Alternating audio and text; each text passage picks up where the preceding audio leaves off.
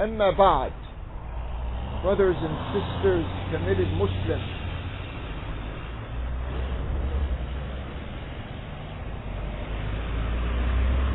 we ask Allah Azza wa Jal to guide us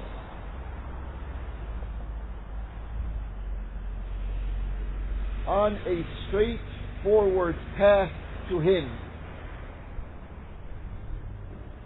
not to be distracted by temptations, selfishness, any type of false group solidarity,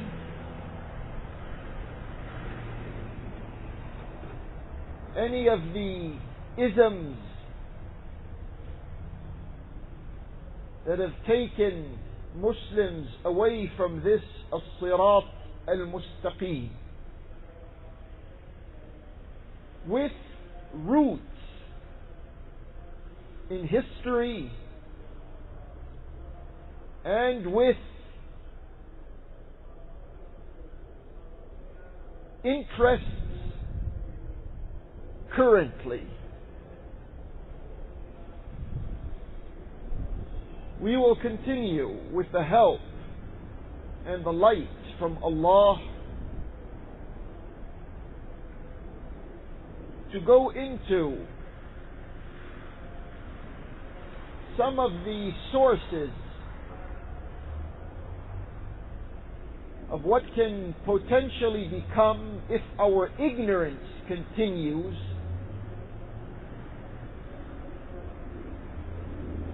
a bloodbath among our own selves.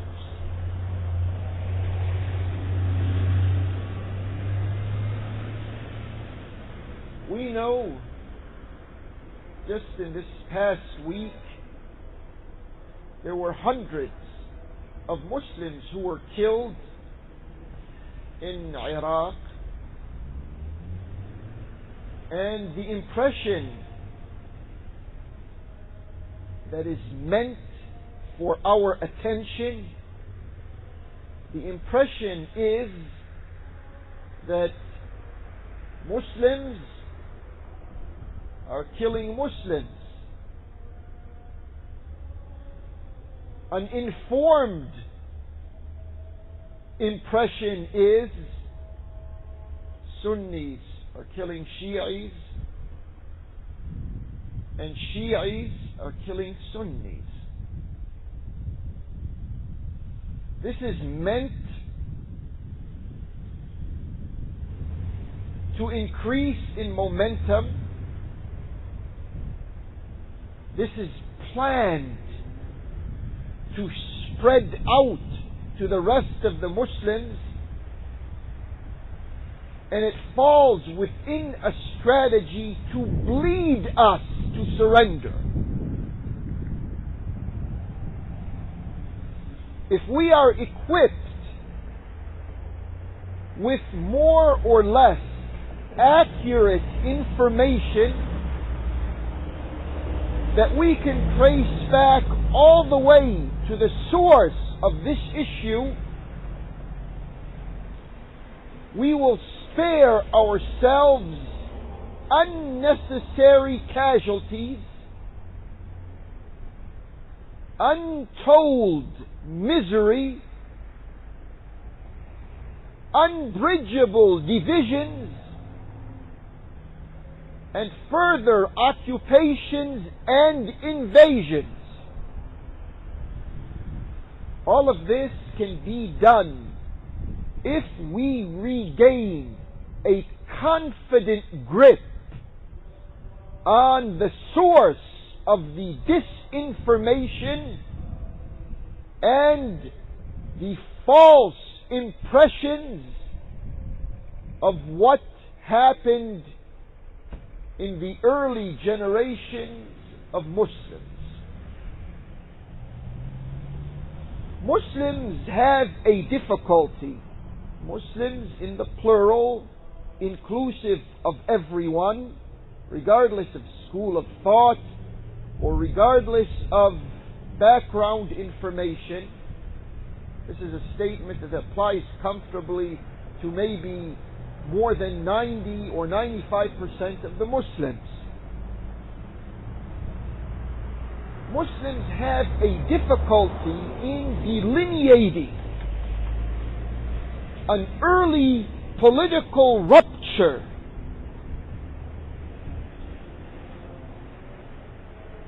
that happened with the first kingdom, or with the first monarchical administration in our history, post Allah's Prophet.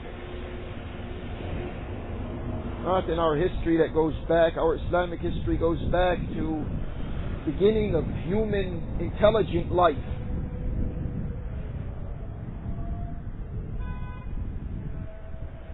Many Muslims want to equate, and this still is used in today's wording of it, they want to equate kings and monarchs with khulafa and imams. And this is not accurate. It is not the truth. Muawiyah has to become a common understanding among the Muslims as being the first king that has been inflicted upon our history. By saying this, we do not take away from the Islamic motivation of the Ummah. We do not give credibility or try to give credibility to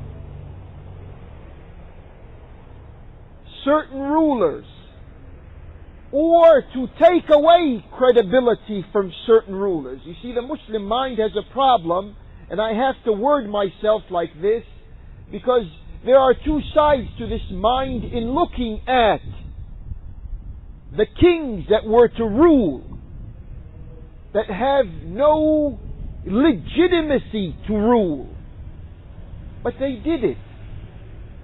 And Muawiyah had to be, because you can have rulers who are ruling who are to a certain extent genius, a genius in his own makeup. You can have a genius who's going down the wrong path, and that's what we have in this case, because it wouldn't have been possible for this deviation to last this long, for over 1,200 years, without there being some type of information that was given to the public to make it last for, and we're talking about here the political deviation, to last for this extended amount of time. One of the